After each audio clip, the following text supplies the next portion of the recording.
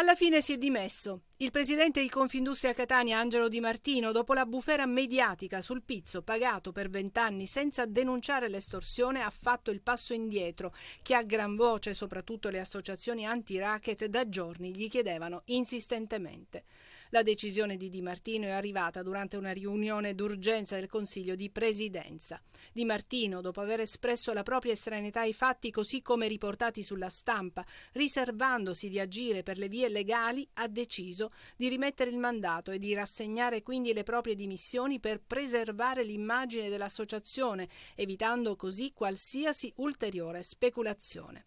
Il nome della sua impresa di trasporti figura nell'inchiesta denominata Doppio Petto, coordinata dal procuratore aggiunto Ignazio Fonzo contro la cosca Pillera Puntina legata al boss Giacomo Maurizio Ieni. In flagranza di reato fu arrestato Giovanni Ruggeri, bloccato all'uscita dello stabilimento di Di Martino con 4.000 euro, frutto di tangente che ammontava a 8.000 euro l'anno. Fatti confermati da Filippo Di Martino, fratello di Angelo, che ha precisato anche che l'estorsione andava avanti da 20 anni. Nelle carte del GIP si legge che lo stesso Angelo Di Martino confermava tutto, spiegando che la decisione era stata assunta dal fratello e poi mantenuta nel tempo, in quanto a chiedere il pizzo erano dei mafiosi e si era deciso di pagare per evitare ritorsioni e lavorare tranquilli. Ci sono eroi e falsi supereroi. Quelli veri ci guardano dal video in quell'immagine di Falcone e Borsellino diventata iconica. Tocca ancora oggi ai magistrati spiegare agli studenti di 10 scuole di Catania, riuniti alle ciminiere, i falsi miti che alimentano la sottocultura mafiosa. Attribuivano poteri veramente di supereroe, di persona che non accettava le prepotenze e che difendeva i deboli. Queste sono delle mistificazioni. Una mafia capace di rinascere sempre dalle sue ceneri, anche dopo gli arresti eclatanti. Matteo Messina Denaro in realtà non era più il capo di Cosa Nostra già da un po' di tempo, anche se rappresentava, ed era fondamentale per questo arrestarlo, l'epigono di quella che è stata la mafia corleonese. Ma vedete, la forza della mafia non è la sua capacità di violenza, è la sua capacità di sapersi assolutamente colloquiare e gestire col potere. Quindi quando noi non assistiamo più a fatti eclatanti non dobbiamo essere tranquilli, significa che la mafia è più forte di prima. L'organizzazione è in grado dunque di immergersi e di adattarsi, cambiando quando necessario capi e strutture. Certamente vi è una struttura di vertice ed è una struttura monolitica. Quello di cui si dubita è che vi sia un organismo di raccordo tra le varie famiglie mafiose, quella che appunto è stata a Palermo la cosiddetta cupola, la commissione provinciale. Pentiti, intercettazioni e sequestri, gli strumenti per combatterla, ma i risultati a lungo termine devono venire dall'educazione che comincia a scuola e in famiglia. Per questo l'Associazione Antimafia e Legalità si rivolge agli studenti, delusa da quegli adulti, commercianti o imprenditori che dopo aver negato di pagare il pizzo si ritrovano oggi nelle carte delle inchieste.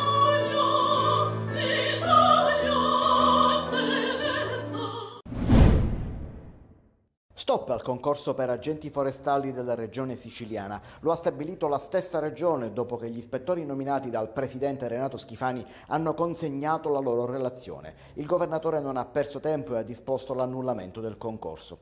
Tutto nasce dalle polemiche seguite alla divulgazione della graduatoria della prova scritta, in cui è risultato primo, con un punteggio di 30 trentesimi, il figlio dell'ex capo del Corpo Forestale Giovanni Salerno, che aveva indicato il presidente della commissione. Un conflitto di interesse in violazione dall'articolo 6 bis della legge nazionale, secondo il risultato dell'ispezione.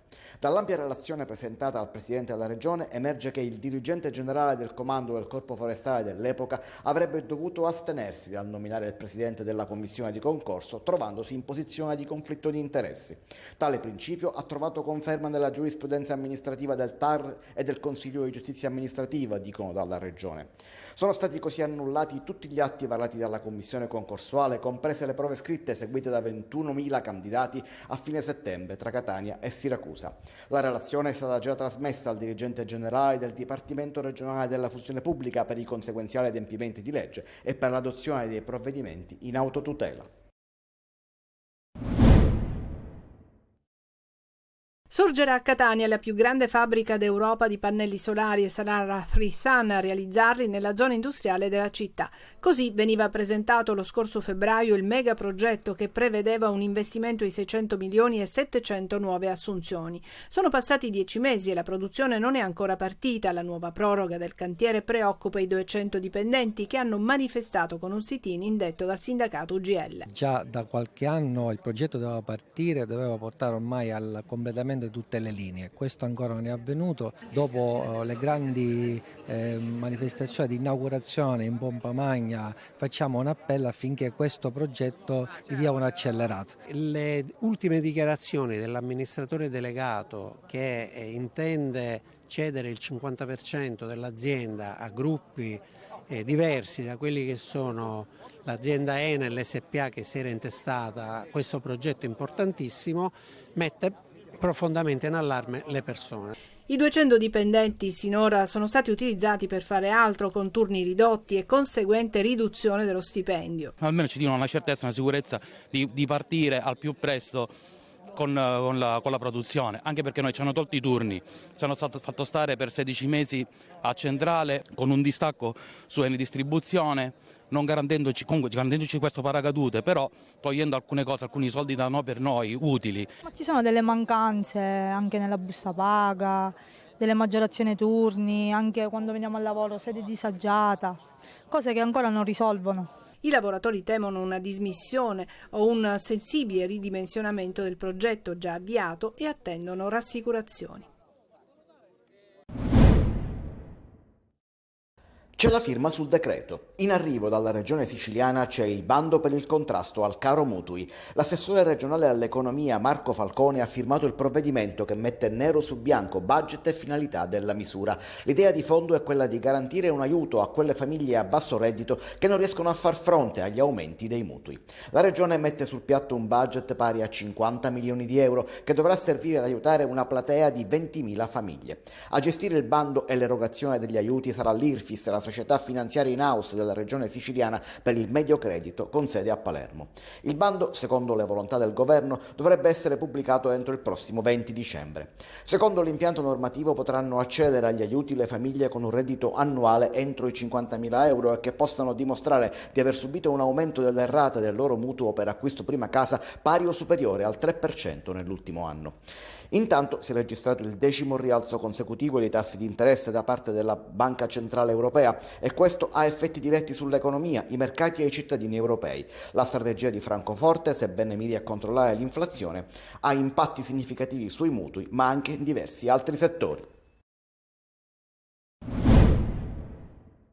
Un modo annunciato per combattere il caro voli, soprattutto con l'approssimarsi delle vacanze natalizie. È online da oggi la piattaforma della Regione Sicilia alla quale i residenti dell'isola possono accedere per ottenere il rimborso del 25% del costo dei biglietti aerei verso gli aeroporti della penisola. Per i residenti con una disabilità dal 67% in su, studenti o residenti con un ISEE inferiore a 9.360 euro, è previsto un ulteriore sconto del 25%.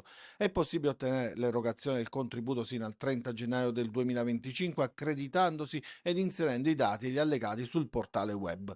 A presentare l'istanza di rimborso i viaggiatori già in possesso di biglietto acquistato dal 10 novembre per i voli dal 1 dicembre di quest'anno al 31 dicembre del 2024. La richiesta di contributo può essere richiesta tramite la piattaforma entro 30 giorni dalla data del volo. Insomma, una prima risposta, anche se da molti giudicata ancora non sufficiente, per contrastare il caro voli. L'intervento della Regione Sicilia con lo sconto sui biglietti riguarda solo i residenti, ma per i siciliani che hanno stabilito la residenza altrove per motivi di lavoro e vogliono tornare dalla famiglia d'origine, i prezzi dei biglietti sono ripresi a salire, con alcune tratte che hanno già superato la soglia dei 500 euro a passeggero in classe economica. A monitorare l'andamento dei prezzi è stata Assoutenti, che ha parlato di un vero e proprio salasso per le famiglie che dovranno viaggiare per le festività di fine anno. Partendo il 23 dicembre e tornando la domenica 7 gennaio a qualsiasi orario, ci si trova a dover spendere fino a 521 euro tra andata e ritorno partendo da Bologna e atterrando a Palermo, oppure 465 euro per Catania, prezzi oltre i 400 euro anche da Torino, Pisa, Verona e Genova. Da Milano si può arrivare a spendere fino a 706 euro a seconda dell'orario della compagnia per scelta.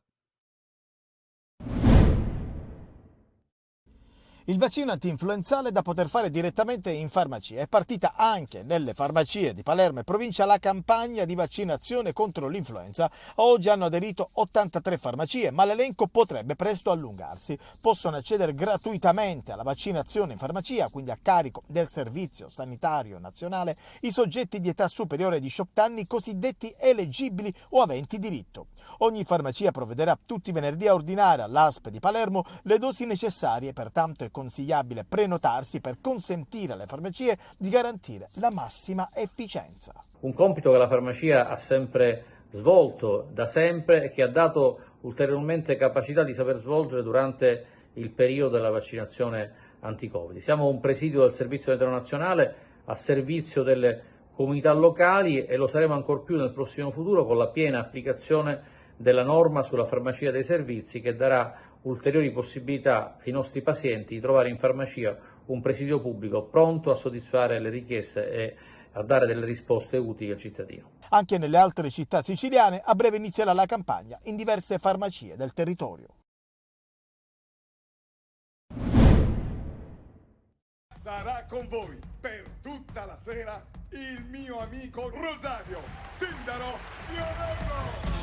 Potrebbe annunciare il suo ingresso nuovamente così, Amadeus, ma stavolta Fiorello non scenderebbe le scale del palco della Villa Bellini di Catania, ma quelle più impegnative di Sanremo. Le battute arrivano dopo là, c'è quelli ridono per una cosa che è stata già risa da quelli che stanno qua, c'è il fuso battuta. Il conduttore mattatore siciliano sarà tra i co-conduttori della kermesse musicale più importante d'Italia.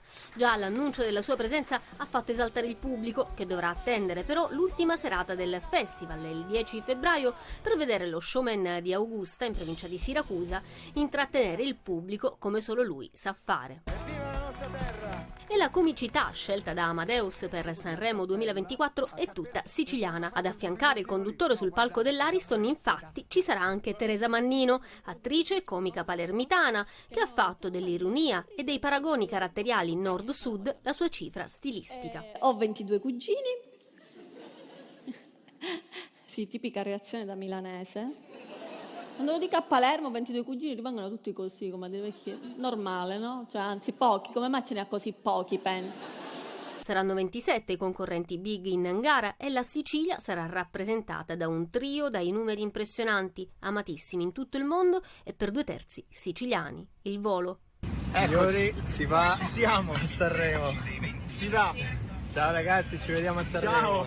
La prima partecipazione a Sanremo è datata 2009, il 2015 è l'anno della loro vittoria con Grande Amore.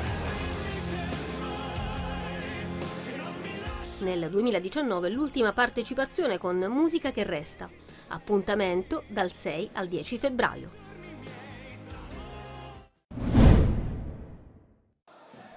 Il Catania raccoglie meno di quanto meriterebbe con la Virtus Francavilla. È il dato di fatto di una partita che dice anche altro, però. Conferma la rinnovata vitalità di un gruppo che con l'arrivo di Lucarelli ha ritrovato la spinta, ma anche una tendenza a prendere gol alla prima occasione concessa agli avversari. Era successo con la Turris e è capitato nuovamente con i pugliesi. Artistico trova scarsa resistenza da parte di Curado e poi Silvestri, indietreggiando, gli consente il tiro di destro che si insacca nell'angolino. Poi c'è un'altra tendenza che emerge ieri ancor di più, vista l'assenza di Di Carmine per riacutizzarsi del problema muscolare. Tante chance create, poca concretezza. Abbiamo concesso pochissimo, solo quella ripartenza dove oltretutto è stato bravo Artistico, ha fatto veramente un gol da centravanti vero, e poi la partita è stata in controllo assoluto, in dominio assoluto.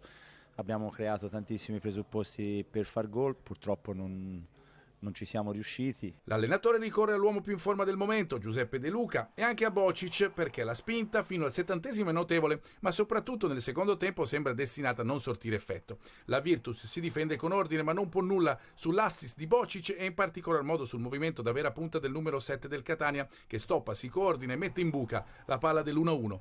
Poi assalto con i 17.000 del Massimino che spingono, ma non c'è verso. Ora una settimana quasi tipo in vista della partita col Messina di sabato. Stiamo dando continuità anche alle prestazioni e questa è la cosa più importante, poi arriveranno, sono convinto arriveranno anche i gol.